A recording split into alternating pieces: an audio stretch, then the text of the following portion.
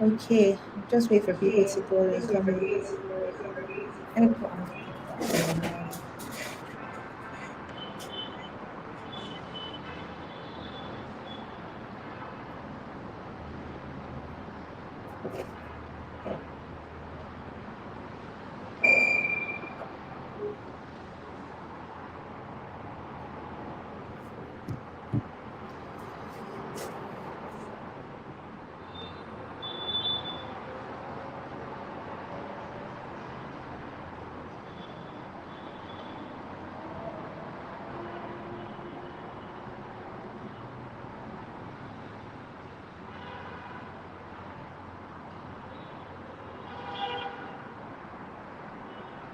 All right, I'm just going to give a brief introduction. My name is Deborah Harrow.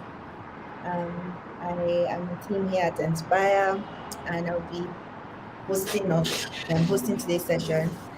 So I'll just give a brief background on Theodore.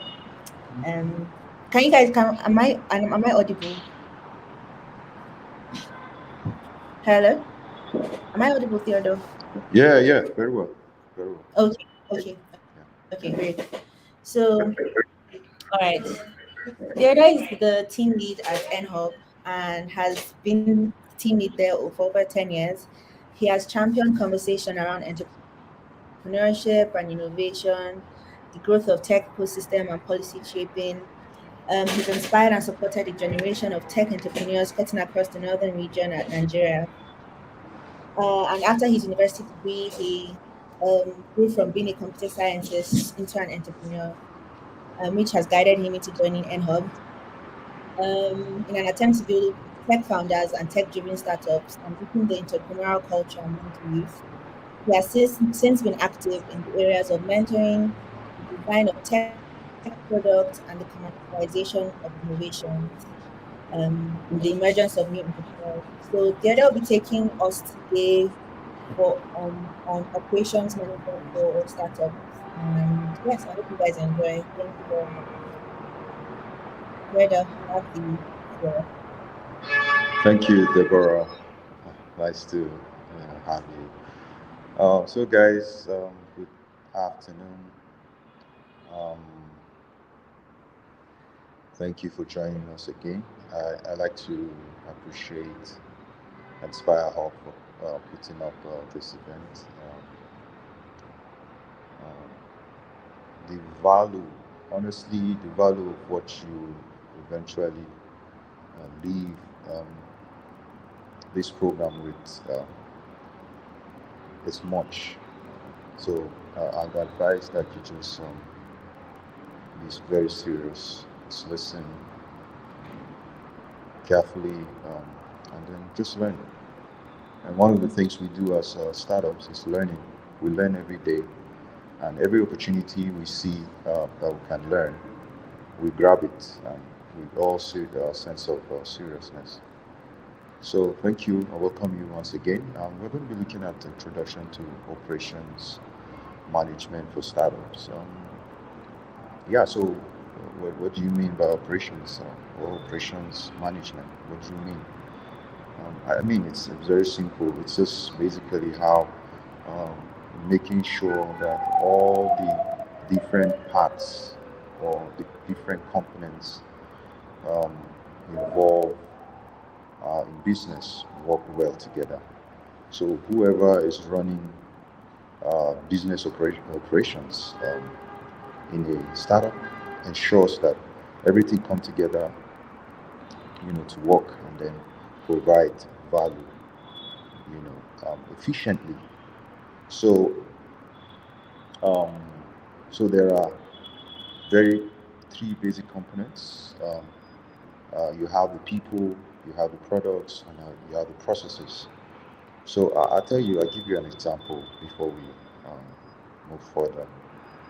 Um, 2 days ago, I I wanted to apply for a travel visa, no, travel insurance, um, because it's one of the requirements these days. So they want countries want to ensure that somebody takes care of you in an event of any eventuality or any emergency, especially to regards to health, and stuff like that. So I decided to use one of the insurance company um, acquired by one of my banks, one of the banks I bank with. I won't say the name. So so I went ahead, went through the process. It's an online platform, you know, exciting. I was so excited about it because I don't need to go to a physical office. So I woke up in the dead of the night and I started the process. I was done with the process. It's supposed to be instant, of course. Um, so when I finally submitted the form after filling, providing all the necessary information, I submitted the form and um, so um, after a page just loaded, after my submission, the page loaded and I was supposed to. So on that page there was a message that was saying that um, the certificate or the travel insurance has been um, emailed right to my mail.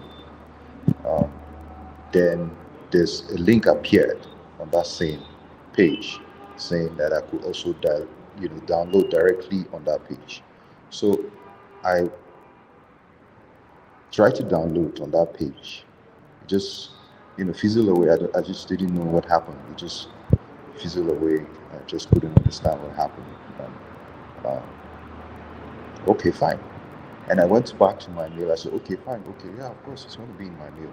So I went to my mail. I didn't see nothing. What processes.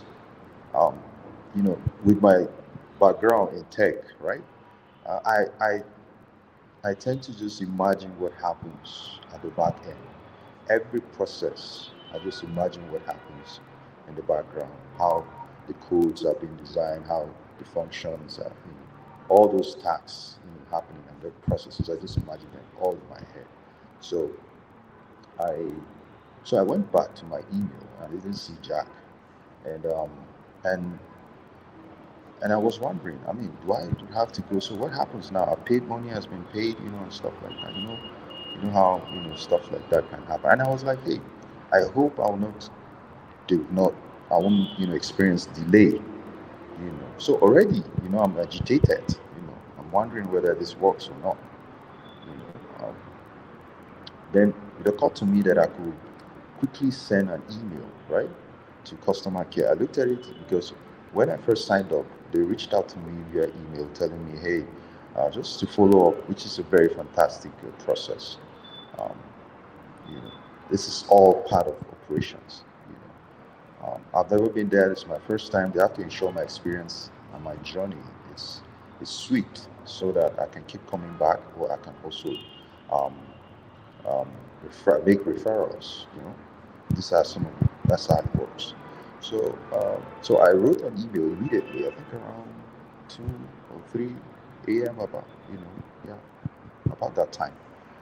Immediately, that was what really surprised me. There's um, robots that usually can help reply your emails. You just structure your email, whatever response you want, and it does that. But I noticed this is like more like human, right? So it means that they have a customer care that's 24/7. So thumbs up, I give them that. It's fantastic. This is operations, right? Yeah, this is operations. So immediately I got it, the scope. Sorry about the inconveniences. Something like that. I can't remember what for, but that they will get. They're attending. Someone will attend to it and get back to me. So shortly, I was doing some other stuff. So I think about 5-10 minutes, an email just there was an email saying that I should attach the invoice um, of my payment. So something like an evidence that I actually made that payment. So so while that was going, I think somehow they saw it. So they went ahead and again to tell me another email came again. I'm telling you, this is within a space of 5 minutes, 7 minutes, 3 minutes. So so in my reply, in my email, I actually told them the dates. I said, okay, so this is the problem. I realized, okay, fine. So while I was saying that I've not, you know, while I was saying that I'm still waiting for, it just fizzled away, and I hope I didn't see nothing. I mean, there's no email, and I was told that I was going to get an email, right? They're going to send the travel certificate to my email. So while that was going on, shortly an email just I saw an email, you know, here is your certificate, blah blah blah blah. And then I looked at it, and I found out that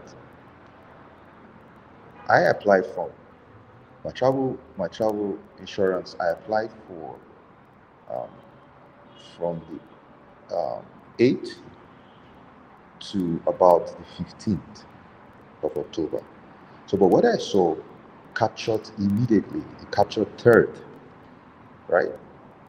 And then to 8th, right? Which is, I've not even, man, it's on that 8th that I'm traveling that the whatever is expiring. Do you understand? So it doesn't make sense.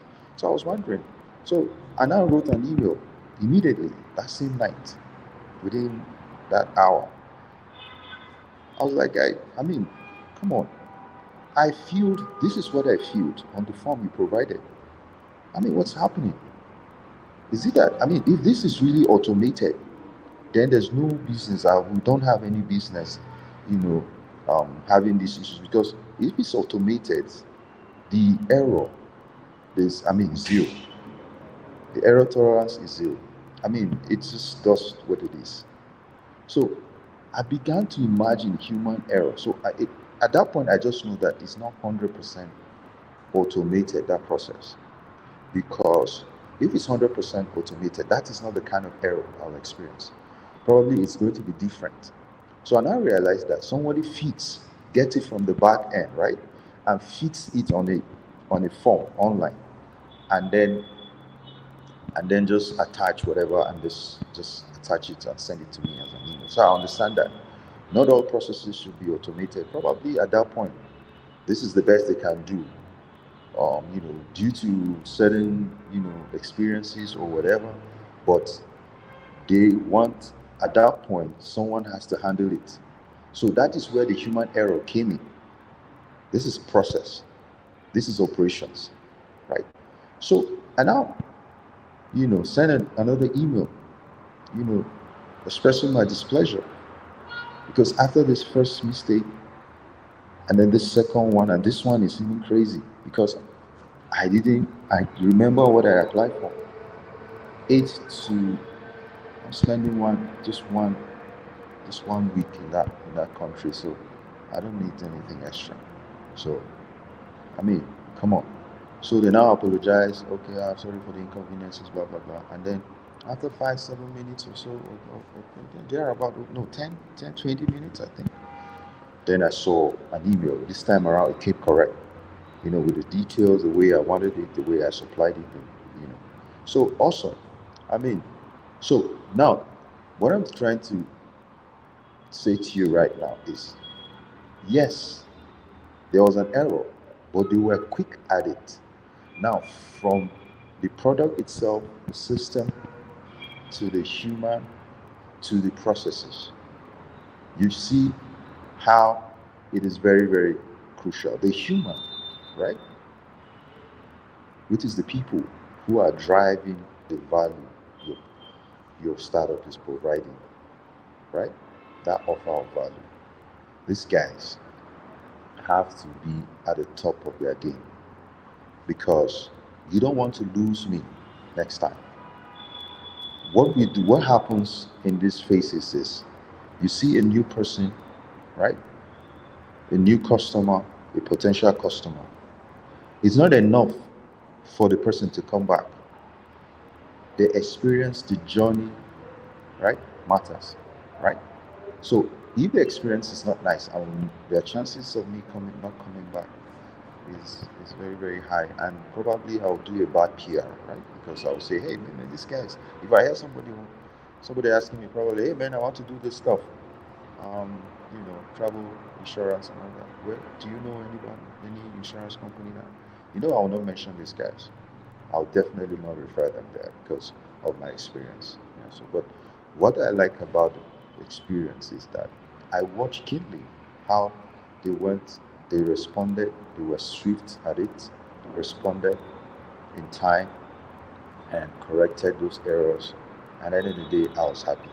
Even though, yeah, I give them some credit, and I can cut some slack for them because, look, these things. I mean, you're, we're not perfect. These things, tend to happen.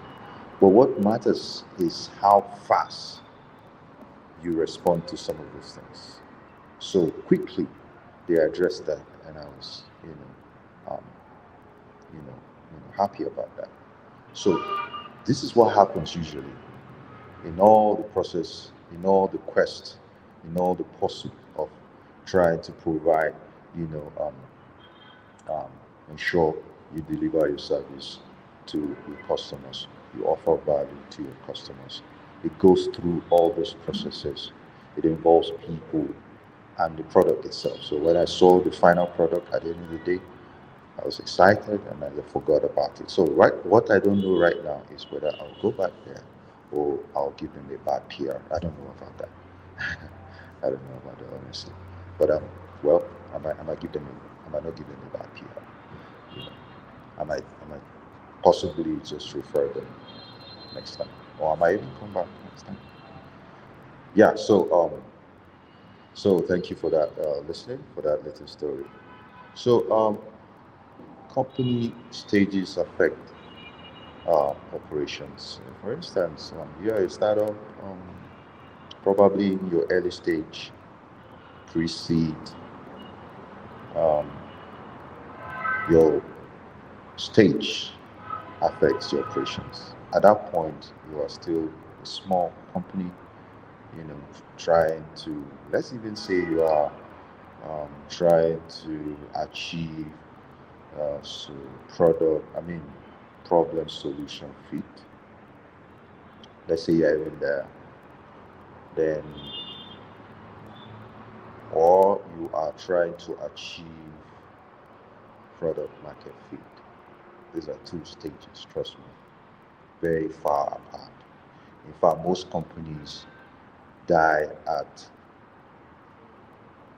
the problem solution fit stage, or most, and then a few of them, in fact, most of them die also at product market fit. Now I'll tell you, at the problem solution fit, where you're just starting, you're trying probably um, with family and friends being your first adopters, and maybe your funders who believed in you and probably gave you some amount of money and to run. And yeah, so at that point, usually you go with a few guys. Maybe if you're fortunate enough to have good founders, maybe four of you guys. So you say, hey, you be the CEO, you be the communications guy, you be the accounting guy, handle our finance. Um, the other person probably our CTO who manages, let's even say, you are tech-enabled, leveraging on technology. So four guys. So you are going to be, everybody will ensure he does his part, right? Like this from the definition. Yeah. So everybody does his part just to ensure that we are able to provide value for our customers. So if my job is to ensure that I, I communicate, or if my job to ensure that the platform runs nicely without issues, I'll do my job, right? So like that. So everybody gets to do his job as he should. Now at that point, right, your operations matter because you might be doing so many things.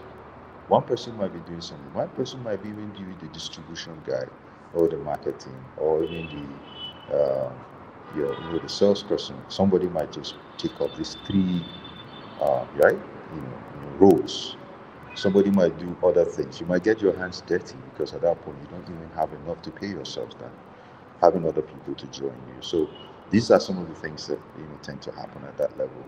Then at the stage where probably at the product market fit, at that point probably pre-seed. Yeah, you might have gotten some money. You have probably um, established a market, a niche where you're supplying and doing considerably well.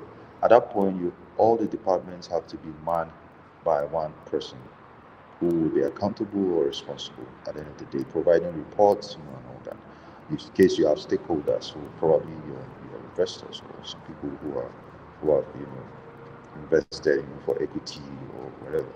So at that point, you have to be very accountable. So you can't be manning other spaces or other roles, or else you might lose focus and not be able to give enough, so to move the company forward. So, so at that point, everybody has to man a key department or unit collectively to ensure that you are providing value and then, for your customers.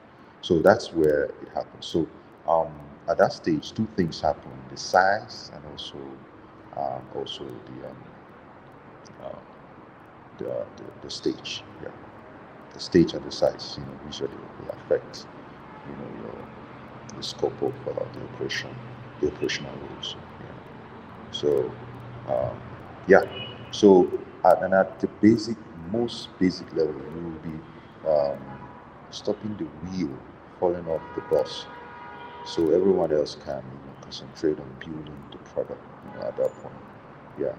So so company type affects definition. So um, now I tell you now, technology companies, they tend to fall into two rough categories. Now, the technology intensive and also the operational intensive. Now, the technology intensive is operationally light compared to the traditional business like manufacturing. So these technology intensive guys, you can think of Facebook and Twitter. Yeah, you know, the Facebook is online, right? You don't, you pay, you make payments. You want to engage them, either for ads or whatever. You engage them online, right? You don't go to any physical office, so they're there. And most systems, processes are automated. They just function. So yeah, so it doesn't that kind of that's taking off the load pretty much from the workers or for the company. Um, so even the engineers are just waiting in case there's a bug or something, or they want to improve a feature or something. The feedback they need to just improve. So it's not really intensive. So, but then these are some of this is one of the category operations falls into. Yeah. Then the operationally intensive, which is normally the tech enabled, someone who is using the technology to provide service. So at some point, we just use the technology at some point. This is basically where I categorize, that insurance company. They are just using technology to enable some processes, right? So the rest they get to do it manually, which is there's no problem with that. You don't have to automate if you don't have to. You don't have to automate all your processes. Yeah, just for if you identify, it depends. If you know that you need to, then why not? But if you don't, please just leave it that way. And then it means that you need to cover gaps, right? For instance, the customer care are very critical at that point, because if something gets to happen, they will swiftly resolve it, so the gap doesn't become wide. That will begin to bring about distrust, and people begin to see a company as you lack the capacity to deliver on the value you said you're going to deliver. So at that point, people will begin to just uh, yeah move away from you. So Companies like that, usually you have the Amazon's e-commerce, basically the e-commerce, because the e-commerce, you have things like the distribution, the logistics. So you see, after making an order, somebody will pick it up, carry your address, the logistics guy will now do the delivery, and all that. So you find out that you can't automate those points. At those points, you have to bring in human, and humans are humans. That's why human error can easily just creep in, and all that. But you see, response rate at that point, it's critical for companies like that. You don't joke with that. Once there's a mistake or an error, you quickly, close that gap before distrust, begin to creep in, and undermine your company, reputation. So these are the things you want to avoid. But it all boils down to, just being able to uh, handle your processes, your operations very well. At that point, companies like that, yeah, like Amazon, any e-commerce company, um, usually have this complex, value chain, because there's a lot of intersection, you know. So everybody has to be at the top of his game. So if you don't get to do your job, it tells on the other person. So at that point, everybody has to be, very, very alert, to ensure that efficiency is delivered as I want to. So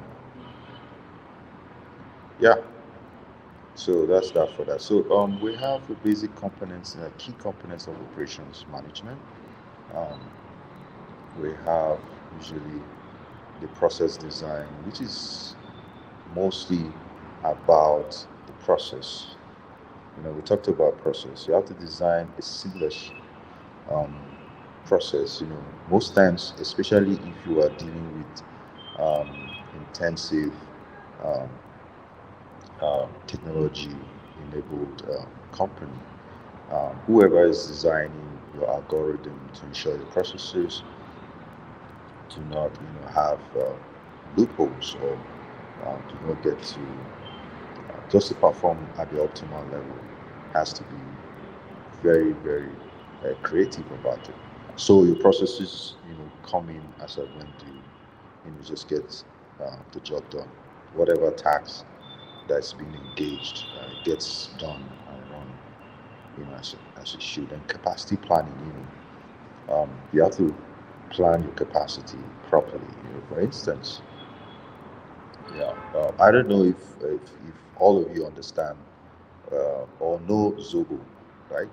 Zobo, I got to know how Zobo is being prepared, because it's one beverage that's very popular in Nigeria. So if you're not in Nigeria, um, you would probably not be able to relate to it the way, yeah, you should. But forgive me, because I've just been thinking of what best analogy or story will I give, so to aid your comprehension. So then I talked about Zobo drink. Now Zobo, if you realize, the Zobo, they are leaves actually.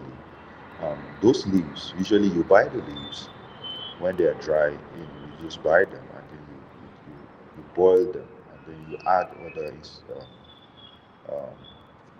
maybe other things to it, like fruits, just to give you a flavor, and all that. Then you chill it, and then you have your drink, your beverage. You have your Zobo drink. I think what's the name in English? There has a name in English, one name like that. Is it hibiscus? It starts with Hibiscus tea. H. Thank Mm. you. Maybe you can relate to that. Yeah. So, but popularly, I mean, it's a popular name, Zobo drink. Yeah, that's what I would call it. Cool name, if you ask me. So, yeah. So, there's what we call unit economics, right? So, maybe someday we'll talk about that. So, if you have a Zobo, it's sold in measures, right? What we call, how do it's just measures in the market. What you use to measure rice or beans, in the market. So so imagine if you can count the number of leaves enough to um, provide a 1 liter Zobo drink, right? So we will say in that particular measure, right, we know that we'll be able to get maybe 40 liters of Zobo. Right? So we all know that, okay, at 40 liters, a liter is this much, and then put together 40 liters in total, we have so amount or XYZ, amount. So, stuff like that. So it's a process of um, optimization. Just optimize it. So we just know that, okay, for 2 measures, for 3 measures, this is what we have at the end of the day.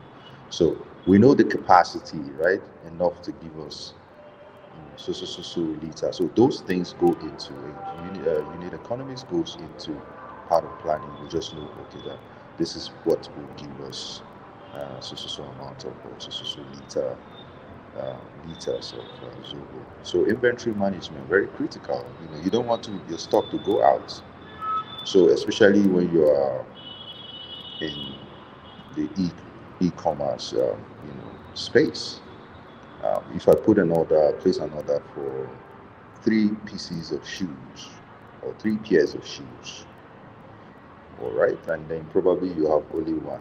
But on your system, on your platform, I saw more than one, right? Probably I saw 5, and I decided I'll take 3. And you don't have one, and you remember your supplier is somewhere in China, right? But then I checked out, and you took your money, and then at delivery, I got one, or someone has to reach out to me and say, "Sir, we're sorry. Actually, um, we didn't know that there's just only one, and it's going to take us another 2 weeks to order from the manufacturer, who is somewhere in China." That's a bad PR. I mean, you're just setting yourself for a bad PR. Do you understand? You will not be able to retain that customer because retention is critical. So my first experience should be seamless, good enough for me to come back the second day. For every business, yeah, the way you're operating, the way you're doing it, the way you're managing it, the way you're running it, it should give you the opportunity for the next, for the guy to come back the next time. Repeated, kind of thing. I should be able to come back again and again and again. And I begin to, naturally begin to say, hey, make case for you. Okay. Yeah, so there's a question. Let me just so I don't uh, forget about it. What did someone Mary thank you. Mary said, what about social e-commerce platform that don't hold inventory? Yeah, it depends. See, there are models, right? There are models. So what do you mean if you say, okay, I think we'll talk about that a little later because that will, divert us a little bit. So I just want to sustain the momentum so that we can cover what we have set out to cover today. All right, so we'll get back to it, Mary, in a bit. So inventory has to be, so you don't have to have over, right, and under. So you have to have the necessary amount based on, because one of the things is behaviors. You're learning behaviors. You're looking at how many people and all that. There's someone who needs to look at and be able to predict. If for instance we know the festive periods, we know that sales are going haywire. So um, once we're beginning to approach, the festive periods, especially Christmas, we're just up, right? We're up our items or whatever it is, because we know people will come in. So it's an opportunity to make a lot of money, for e-commerce platforms.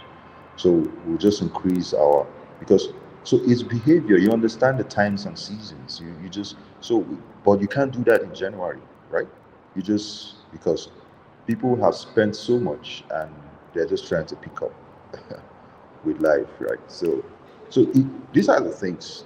So yeah, you just ensure there's enough, for people, And then you even if the stock, whoever is managing, if the system is designed in a way and manner that you know tells us, gives keeps whoever the inventory guy informed, right? And the inventory guy knows his job very well. He ensures as soon as he sees a drop in the number, he begins to contact his guys. Hey, we'll need to stay. Um, well, this is how much we have now, but I envisage that in the next 2 or 3 days, um, it will go out. So by so date, can we have a supply of 500 pieces more so that we can restock? Do you understand? So it's that simple. It's some people doing their job, absolutely. You see, in growing a startup, especially if you are trying um, to achieve product market fit, at that point it's work. Do you understand? Especially when you have received some funding from one VC somewhere. So it's work because it's just waiting for its ROI, you know. So most that's why I'm telling you, most companies, 70% companies, right, startups, they die at that stage. They don't get to growth stage. They don't get to growth because after product market fit is growth. That's where you now begin to. That's why people will go to Series B and the likes. But usually Series A is around, yeah, around product market fit. Once you establish there's a market, there's a need, and that's at the basic level. So yeah, so we have supply chain management, like I said, where you have the distribution, you have the logistics, moving. That department is just critical as well, especially when you're operating e-commerce. So these are the guys that deliver whatever value you have. So yeah. So at this point, they have to be at the top of their game. And the quality control, you still want people to come back. So you see, at every point, you can't jump one. You have to be consistent. You can't jump one. Quality control is ensuring the product is solid. Let's say this Zobo drink. What if this Zobo drink is not tasty, it's not nice?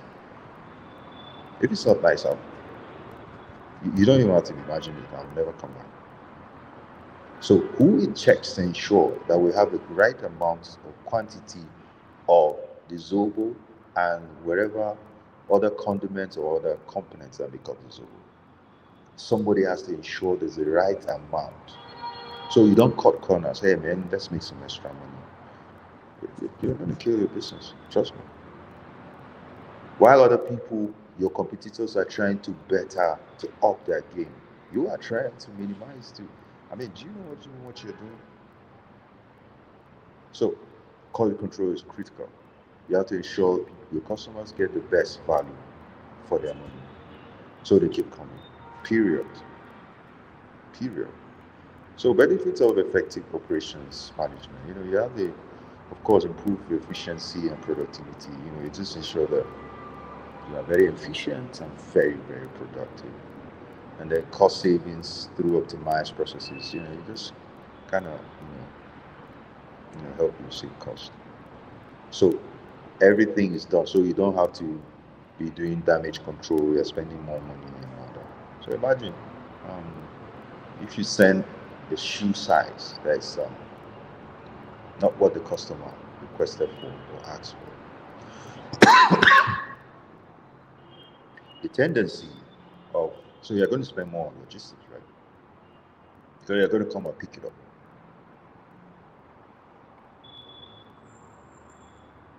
and probably sort it out and bring it back and then lose the customer. Yes. Enhance customer satisfaction, of course.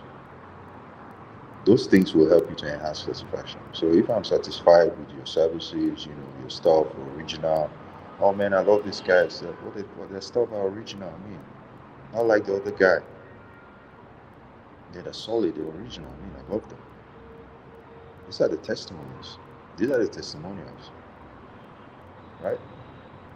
So customers are satisfied, they keep coming, and they become your agents of referral. They keep referring you. So competitive advantage in the market, of course, you become highly competitive.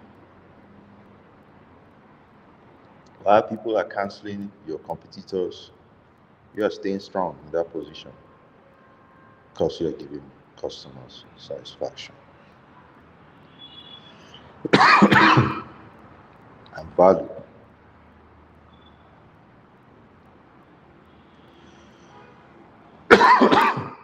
Sorry about that. So, like I said, operational roles vary massively depending on the company type and stage. Some are some are very intensive, some are relatively intensive, you know, and then the stage where you want to go very lean, and then you have to go full fledged, full force, full capacity, because at that point you have more customers, you have to enlarge your capacity because because you have more customers. So and these roles tend to fall within three main areas, namely operations, business operations, and strategy. Now, at the business operations, what you do is just supporting the functions, ensuring all the departments are working very well. Then, business operations, basically the value chain, distro, sales, logistics, that level. The strategy, just steering the business to maximize stakeholder value. So you need to keep coming out with strategy that will enhance value delivery and satisfaction, customer satisfaction, basically. So these are the things, basically,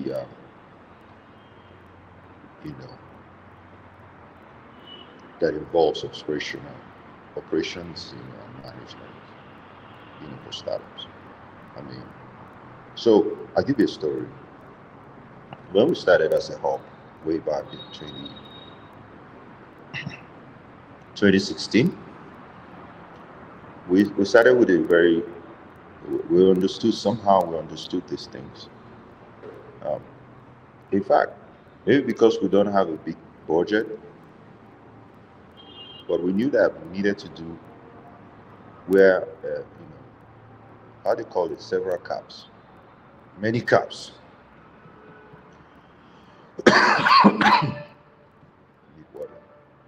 So we needed to have wear so many caps, So at that time I was doing research. I also doing, I was also reaching out doing partnerships for the hub.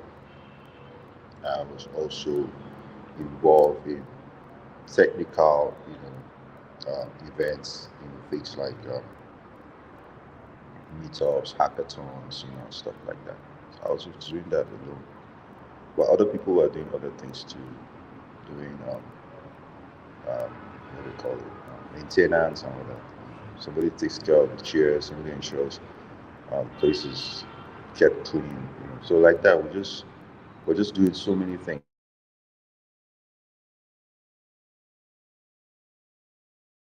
at the time because we knew that we needed to just go that. So until we began to grow, then we began to split, and everybody stays taking just one single role. That way, of course, we are more concentrated because at that point we needed to ensure that there's efficiency in our delivery. So you can't be doing too much and then provide the level of efficiency that's required or the level of satisfaction that your customers require from you. So we began to do stuff like that, at that level. So that's how it is. I mean, small companies. So don't take it too big, take it too small. As you grow, I mean, take it small so you grow in it. Ultimately, you'll see the need once to begin to get more hands, to help, with the delivery. So yeah.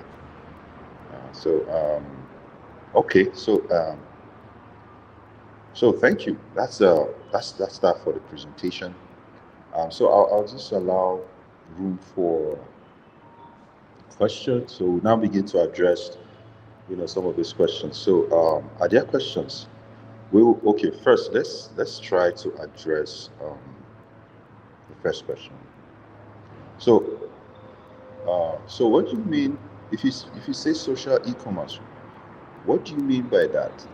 You know, we have so many words these days. So social e-commerce. I'm trying. So what exactly do you mean, Mary? Can you just further explain? I just need to know what's social after e-commerce. I'm just sharing that for the first time. There's a social e-commerce, but e-commerce is e-commerce, right? Because it's a system, that provides. Okay, okay. So it's a system that provides, services, usually, basically, right? E-commerce. So where there's a selling, it's a marketplace, there's selling and buying, happening, on that platform. So if you say social e-commerce, so I'm thinking something like, well, let me not go there.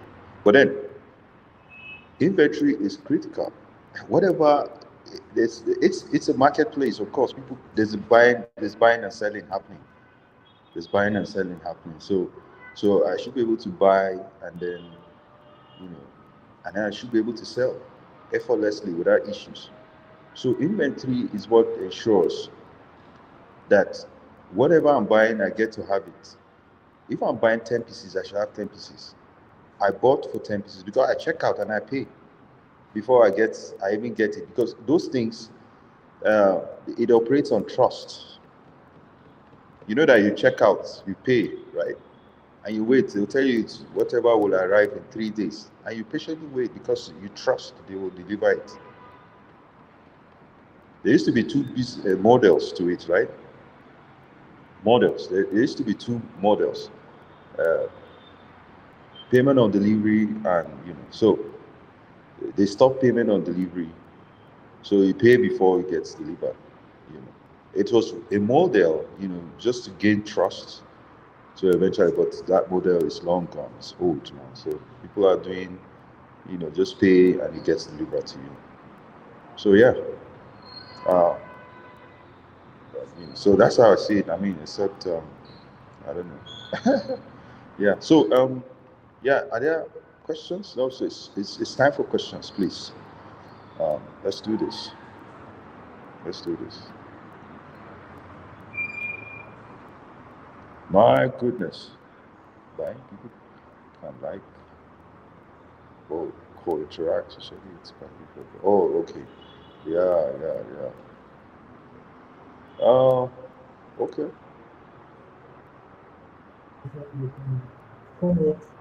So, but yeah, but the thing is this buying and selling, right? People can like and then co-interact socially. It's quite different. Yeah.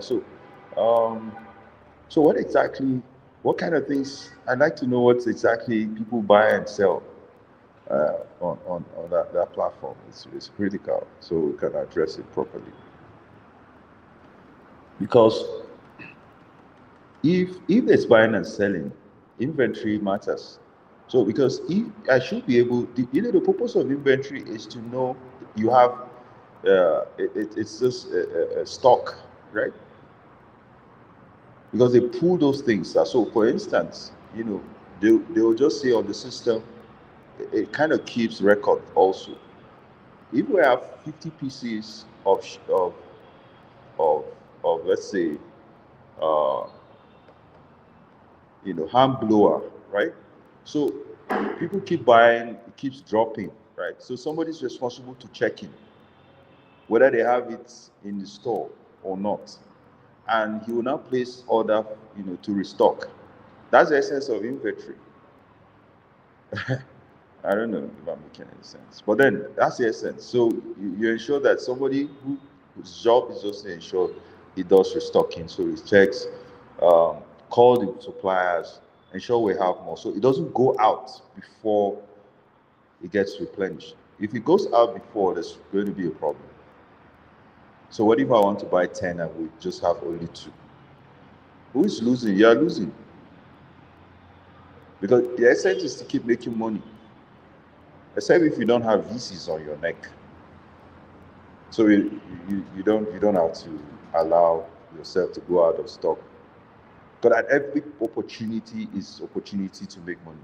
And that's what will eventually ensure that you pay on your return on investment. Maybe if you don't have VCs on your neck, you want to make money at the end of the day. The essence of business is to make money at the end of the day.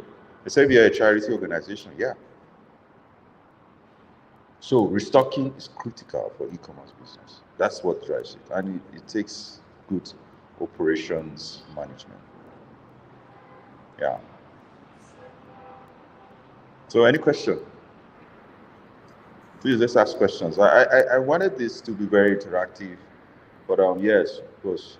I would love to ask questions myself if you don't have questions. Because if you don't ask questions, 2 things come to my mind. It's either I didn't do a good job or you don't understand. So I don't know where I am right now. Is it that I didn't do a good job, or is it that you don't understand? So I know what to do. So please, questions. Yeah, please. You could use the link, or if you want to enter the studio to ask your questions, indicate please. I've also put the link on the comment section, so just let me know.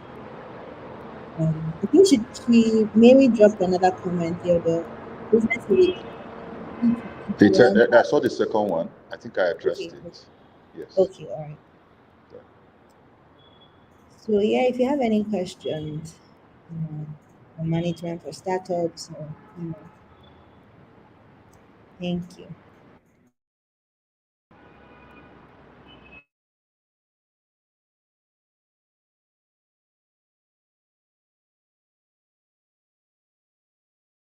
The best product. You can have the best product or service if you don't have a good operational management. Your business will fail. Your business will fail. Like I said, human, the product itself, or people, the product itself, and the processes, these are critical. You need to be able to design processes that works, that are efficient, that will optimize the whole entire business. Get people who are doing their job, know their responsibilities, and they are good at it, and they are accountable.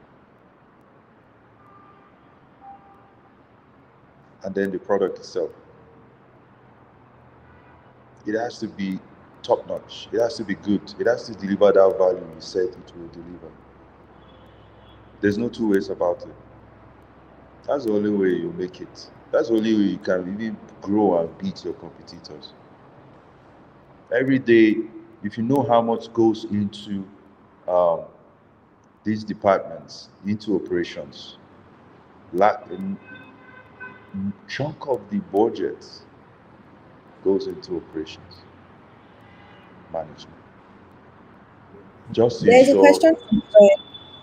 Okay, I can't see it. Should I read it out for you? Yeah, please. Yes, please. Okay, so mine is to create an online fish sales marketplace for fish producers and buyers, in brackets, where they buy fish displayed on the app. What kind of operation system should I put in place? So the fish and e-commerce. So let's say a marketplace. So you have people selling fish and you have people buying fish. Mm. Can I have this displayed on, so I want to stay on the question. Okay, thank you. Fish sales marketplace for fish producers and buyers. Uh, okay. Fish displayed on the app. What kind of okay systems should I put in place? It's basically the same, sir, because you already have a platform, right? So you already have a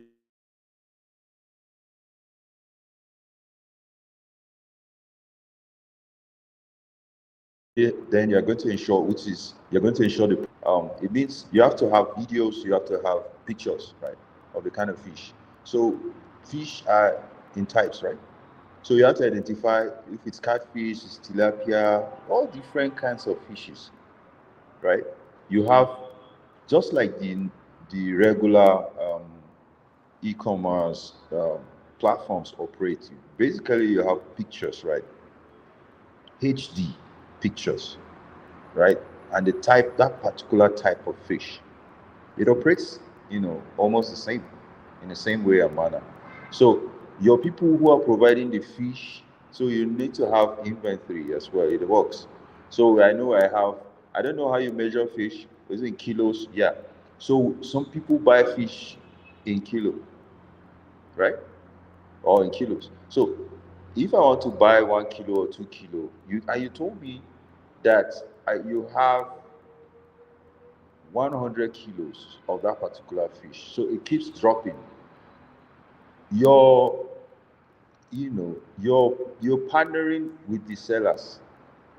You know how much amount of fish or they have. People should be able to be able to buy the right amount of whatever of fish that they want, the different types of fish. It's the same process. So whoever is delivering the fish should deliver it to the person quick. It's almost the same process that it goes through. So all you just need to do is watch probably your product that differs, because it's strictly fish, so it's a marketplace for fish. So you identify the different kinds of fish you are selling, ensure that you have supply for those fishes in case people want to order for the fish. Yeah, so they already know that this is how much is left of this fish. So if they want to buy that fish, they should be able to buy it. So it's basically the same, in the process. You know, from the humans you use, the people that will help you deliver those services, and the platform itself, whoever is manning the platform, ensuring that he does a good job.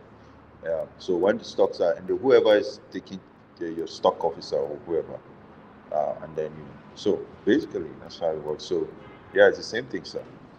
Yeah, next question, please, because I think I saw one other question.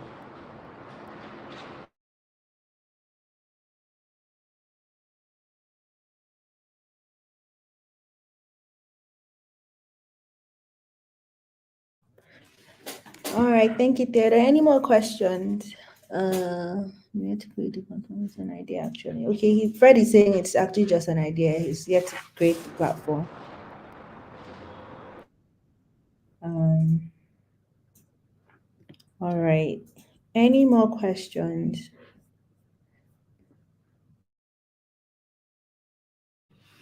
Please don't forget to fill out the attendance sheet. The link is in the comments as well.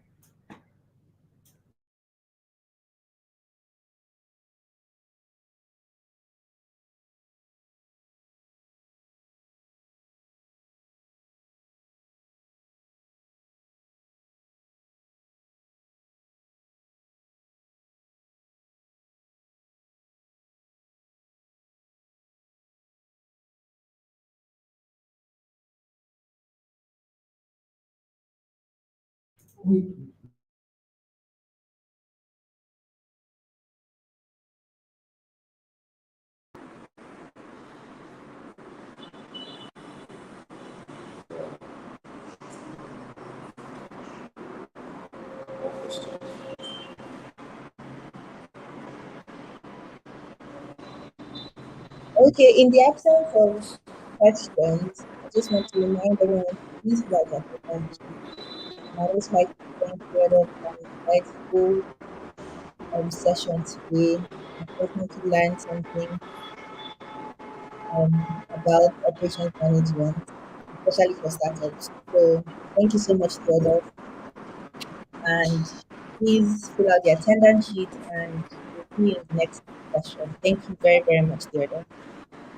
Thank you. Thank you for Uh, listening once again. thank Good you. luck with your businesses. God bless. Amen. Bye.